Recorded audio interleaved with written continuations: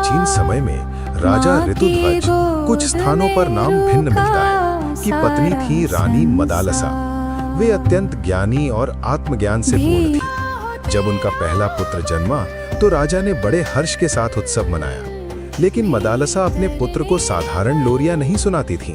वे उसे झुलाते हुए कहती थीं, तू शुद्ध है, तू बुद्ध है, तू निरंजन है, ये शरीर तेरा नहीं, तू आत्मा है। वे बार बार उसे समझाती रहीं कि ये संसार नश्वर है और आत्मा ही सत्य है। जैसे जैसे बालक बड़ा हुआ, उसके भीतर वैराग्य जाग उठा और अंततः उसने राजमहल त्याग कर संन्यास का मार्ग अपना लिया। जब दूसरा और तीसरा पुत्र हुआ, मदालसा ने उन्हें भी वही आत्मज्ञान दिया। परिणाम ये हुआ कि वे भी बड़े होकर राज्य छोड़कर योगी बन गए। अब राजा अत्यंत चिंतित हो उठे। उन्होंने मदालसा से कहा कि यदि सभी पुत्र सन्यासी बन जाएंगे तो राज्य और प्रजा का क्या होगा।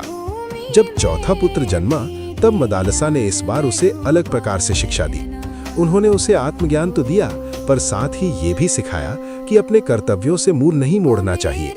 उन्होंने उसे समझाया कि एक सच्चा ज्ञानी वही है जो संसार में रहते हुए भी उससे आसक्त ना हो, जो राजधर्म निभाए पर भीतर से मुक्त रहे। चौथा पुत्र बड़ा होकर एक आदर्श राजा बना। उसने न्यायपूर्वक राज्य चलाया, प्रजा की सेवा की और फिर भी अपने भीतर वैराग्य और शांति को बनाए रखा।